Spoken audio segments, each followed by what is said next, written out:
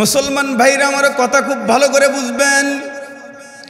দিন যত গড়াচ্ছে মানুষের মধ্যে ততই কিন্তু পিতা মাতার মোহাব্বত সন্তান থেকে উঠে যাচ্ছে। সন্তানকে বিএসসি ইঞ্জিনিয়ার, সফটওয়্যার ইঞ্জিনিয়ার বানাতে চাই, কিন্তু মা যদি আদর্শবান হয় সন্তানও কিন্তু আদর্শওয়ালা সন্তান হবে। মুসলমান ভাইরা আমার, সবাই তো আপনারা বাইজিত রহমতুল্লাহ আলাইহির মায়ের কথা তো সবাই শুনেছেন, আমি আপনিও শুনেছি। বাইজিত রহমতুল্লাহ আলাইহির মায়ের চিন্তা ধারণা কেমন ছিল, আমাদের সন্তানের মা আর বাবার চিন্তা ধারণা কেমন? বাইজিত রহমতুল্লাহ আলাইহির মা বলেন, এগো আমার সন্তানের বাবা, তোমার একটা কথা বলতে চাই। কি বলতে চাও? বলতেছে, আল্লাহ পাক রব্বুল আলামিন যদি আমাদেরকে কোনো সন্তান দেয়, এই সন্তানকে একজন খাঁটি আল্লাহওয়ালা বানাবো, খাঁটি আল্লাহওয়ালা। কিন্তু বাইজিত রহমতুল্লাহ আলাইহির বাবা বলেন, আমি তোমার কাছে সুপর্দ করে দিয়েছি, তুমি আমার সন্তানকে কি বানাইবা, কি করবা, ওটা তোমার ব্যাপার। মুসলমান ভাইরা আমার, আল্লাহ পাক রব্বুল আলামিন বাইজিত রহমতুল্লাহ আলাইহিকে দিলেন সবে মাত্র দুই একটা কথা বলেন। আল্লাহ পাক রব্বুল আলামিন বাইজিতের মুখের ভিতরে জবান খুলে দিলেন। আম্মু আব্বু ডাকটা শুধুমাত্র দেয়। বাইজিত রহমতুল্লাহ আলাইহির মা যখন আব্বু ডাক আম্মু ডাক মাকে দেয়, তখন বাইজিত রহমতুল্লাহ আলাইহির মা বলেন, বাবা বলো আলিফ। সন্তানকে আলিফ শিখায়, সন্তানকে বা শিখায়। আমরা এমন জামানায় বসবাস করি, দেখবেন সন্তান এমন বড় হচ্ছে আলিফও উচ্চারণ করতে পারে না, বা উচ্চারণ করতে পারে না। কিন্তু কেন? আমাদের তো আদর্শ মা আমরা আনি নাই। আমরা সব সময় সন্তান আনি না, আমরা সব সময় স্ত্রী আনি। দেখবো শ্বশুর বাড়ির টাকা আছে কিনা।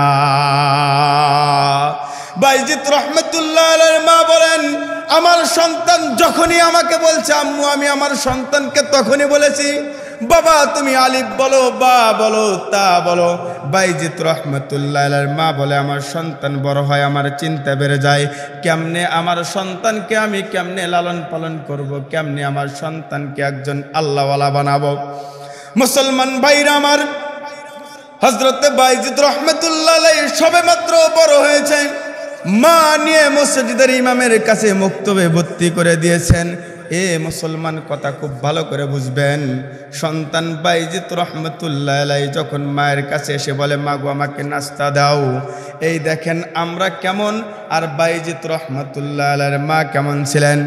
বাইজিত রহমতুল্লাহ আলাইহির মা বলেন, সন্তান যখন আমার থেকে চেয়েছে, আমি আমার সন্তানকে বুঝাইছি খানা দেওয়ার মালিক আমি নয়, খানা দেওয়ার মালিক হচ্ছে আমার আল্লাহ। আব্বাজান তুমি 2 রাকাত নামাজের জন্য প্রস্তুতি নিয়ে দাও। উত্তম রূপে ওযু করা শিখাইছেন। এ মুসলমান, সন্তানকে ওযু করে নামাজে দাঁড়িয়ে দিয়েছেন। বাইজিত রহমতুল্লাহ আলাইহি নামাজ শেষ হওয়া মাত্রই মা এদিকে পর্দার আড়ালে খানাগুলা ঠিক করে রাখেন আর বুঝায়, আল্লাহ পাকি তোমাকে খানা দিয়েছেন। মুসলমান ভাইরা আমার কথা খুব ভালো করে বুঝবেন। হযরত বাইজিত রহমতুল্লাহ আলাইহি নামাজ শেষ করে দেখে খানা রেডি হয়েছে। বাইজিত রহমতুল্লাহ আলাইহিকে বলে, আব্বাজান তোমার খানা তো রেডি হয়েছে। বলতেছে, মা আমি নামাজ পড়লাম আর অটোমেটিক খাবার তো রেডি হয়ে গেল। বলতেছে, খাবার দেওয়ার মালিক আমি না, খাবার দেওয়ার মালিক আমার আল্লাহ। মুসলমান ভাইরা আমার, আল্লাহ পাক রব্বুল আলামিন তো আছে মায়েরও কিছু হতে হবে। মা যদি আল্লাহওয়ালা হয় সন্তানও আল্লাহওয়ালা হবে, মা যদি দিনদার হয় সন্তানও দিনদার হবে। বাইজিত রহমতুল্লাহ আলাইহি এখন থেকে আর মক্তব থেকে আসার পর আর মায়ের কাছে চায় না, সোজা ওযু করে নামাজে দাঁড়িয়ে যায়। এদিকে মা পর্দার আড়াল থেকে বাইজিত রহমতুল্লাহ আলাইহির জন্য খানা তৈরি করতে থাকেন। মুসলমান ভাইরা আমার কথা খুব ভালো করে বুঝবেন। শুধু তাই নয়, দেখেন বাইজিত রহমতুল্লাহ আলাইহির মা বলেন, আমার সন্তান আমার কাছে খানা চায় না। অটোমেটিক আমার সন্তান যখন মাদ্রাসা ছুটি দেয়, বাইজিত রহমতুল্লাহ আলাইহি বাড়িতে আসার পর নামাজে দাঁড়ায় আল্লাহর কাছে চায়, ও গো আল্লাহ তুমি আমার খানার ব্যবস্থা করে দাও। এইদিকে আমি পর্দার আড়ালে মা খানা বসে বসে ঠিক করে বুঝাই, আল্লাহ পাক রব্বুল আলামিন তোমাকে খানা দিয়ে দেয়। মুসলমান ভাইরা আমার কথা খুব ভালো করে বুঝবেন। বাইজিদ রহমতুল্লাহ আলাইহির মা শুধু তাই নয়, দেখেন একদিন হুট করে খাবার নাই ঘরের ভিতরে। বলেন তো এই দুনিয়াতে যদি আপনার ঘরের ভিতরে খানা না থাকে, বলেন তো মা আর বাবার টেনশন বেড়ে যায়। বাইজিদ রহমতুল্লাহ আলাইহির মা বলেন, আমার ঘরে এক বিন্দু পরিমাণ কোনো খাবার নাই, আমি কেমনে আমার সন্তানকে খাবার দেব? এক রাকাত নামাজ শেষ, দ্বিতীয় রাকাত নামাজে দাঁড়াইছেন। বাইজিদ রহমতুল্লাহ আলাইহির মা বলেন, আমি চিন্তায় পড়ে গেলাম, আমি সন্তানকে কি খাবার দেব? সন্তানকে খাবার দেওয়ার জন্য ছুটে যখন চললাম, সন্তান 2 রাকাত নামাজ পড়ে আল্লাহর কাছে দোয়া করছে, আল্লাহ তুমি আমার উত্তম রূপের খানার ব্যবস্থা করে দাও। মুসলমান ভাইরা আমার, আল্লাহ পাক রব্বুল আলামিন বাইজিদ রহমতুল্লাহ আলাইহির কথা তো দোয়া তো কবুল করতেইছেন। দেখেন বাইজিদ রহমতুল্লাহ আলাইহি খানা খেয়ে মার জন্য বসে আছেন। বলেন তো এই খানার পিছনে কার হাত? একমাত্র বাবা আর মায়ের হাত। মুসলমান কথা খুব ভালো করে বুঝবেন।